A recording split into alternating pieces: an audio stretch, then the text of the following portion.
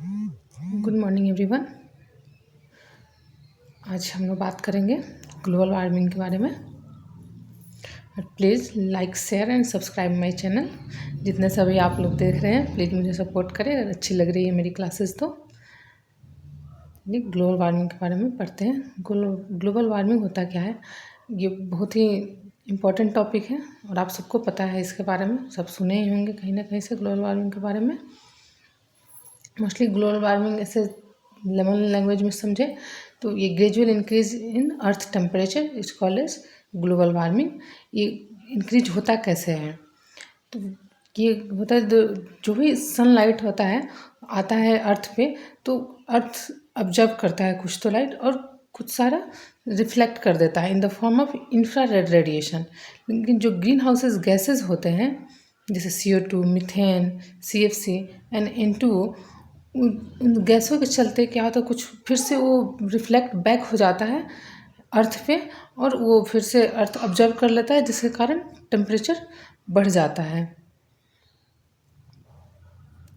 देखिए, this gases as present in atmosphere, जो भी ये ग्रीन हाउस गैस जो बोल रहे हैं हम लोग, ये CO2, मीथेन, ये इन्वायरमेंट में प्रेजेंट होता है जो कि transmit the infrared radiation and reflect back to the earth.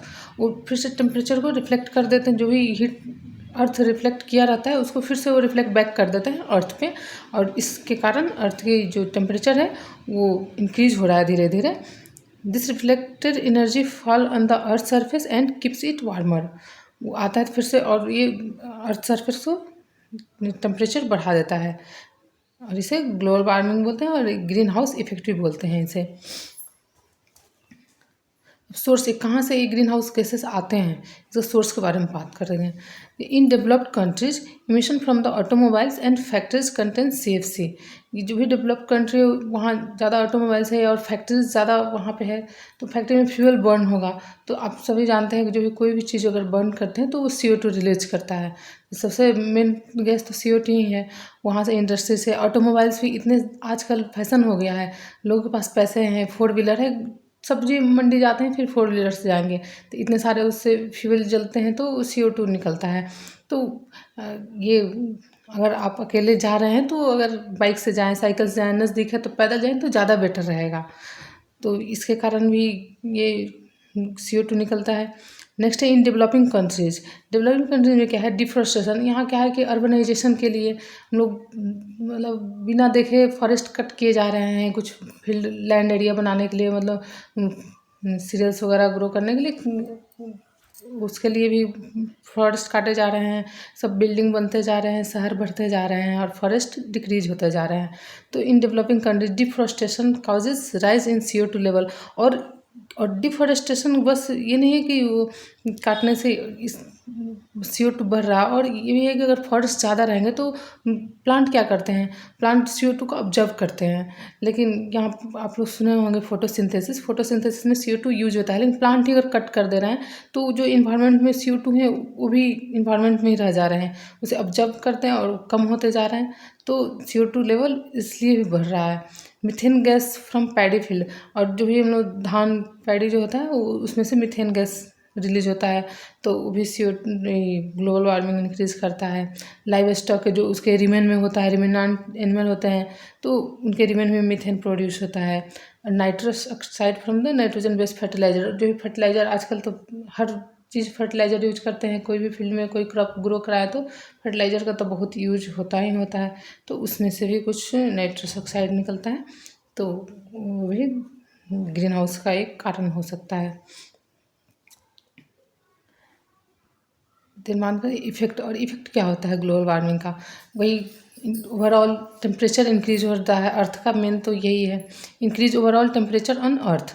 The earth surface temperature has increase 1.4 degree Fahrenheit in first century. It has been forecasted that 5 degree Fahrenheit will riser in next century. ऐसा मतलब अनुमान लगाया है कि अगले century में 5 degree Fahrenheit temperature increase हो जाएगा, जो कि इसके पहले 1.4 डिग्री फ़ारेनहाइट हुआ था। और इसके कारण हो सकता है cause changes in climate tremendously, और क्लाइमेट में से बहुत ज़्यादा चेंज आ रहा है। अभी देखिए, अभी अभी मार्च अप्रैल चल रहा है, कितने गर्मी बढ़ते जा रहे हैं, फिर और रेनफॉल भी टाइम से नहीं हो रहा है, हो भी रहा तो बहुत कम हो रहा है, रेनफॉल रिड्यूस होता है इसके कारण से। और डिफॉरेस्टेशन हो रहा है तो उसके कारण भी रेनफॉल कम होगा, फिर लैंडस्लाइड भी हो सकता है इससे। फॉरेस्ट जो होता है मिट्टी को बांध कर रखता है, तो फॉरेस्ट ही नहीं है तो एक ये भी कारण है लैंडस्लाइड का। और ये result in the melting of ice in polar region, और ये सी लेवल भी बढ़ जाएगा। जब ये आइस है और पोलर रीजन में टेम्परेचर बढ़ा तो मेल्ट होगा तो कहाँ जाएगा, सी में, तो सी लेवल भी बढ़ेगा। तो इसमें क्या है, increase sea level result in the submerge of coastal area, और पानी बढ़ेगा तो कोस्टल एरिया उसमें सबमर्ज हो जाएंगे।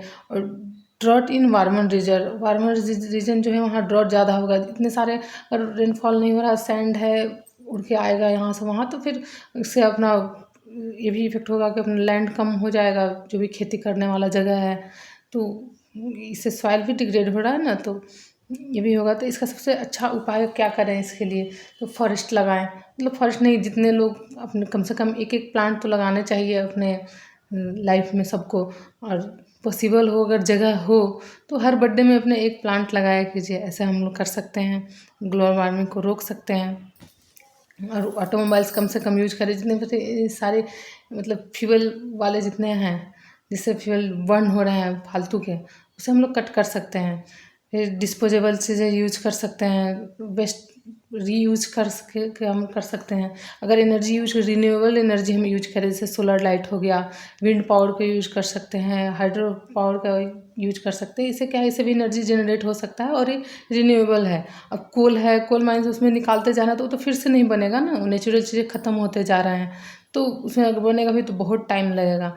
तो इसलिए अगर हम ग्लोबल वार्मिंग को रोकना चाह रहे हैं तो इसके लिए सबको सपोर्ट करना पड़ेगा, हर एक एक व्यक्ति को लगना पड़ेगा, इस पर सोचना पड़ेगा, सबके लिए है नेचुरल चीज़ें।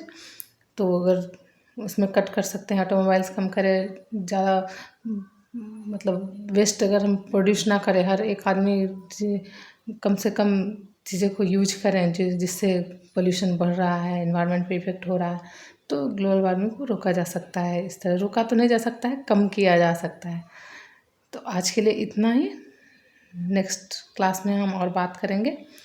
तब तक के लिए आप लोग पढ़ते रहिए अच्छे से, और आगे हम अच्छे टॉपिक अच्छे से एक्सप्लेनेशन करेंगे सबको। और अगर मेरी वीडियो अच्छी लगी हो, मेरी क्लासेस अच्छी लग रही हैं आपको, तो प्लीज़ मेरे चैनल को सब्सक्राइब भी किया कीजिए और लाइक भी कर दिया कीजिए, और जितने ज़्यादा से ज़्यादा हो अपने दोस्तों में शेयर किया कीजिए।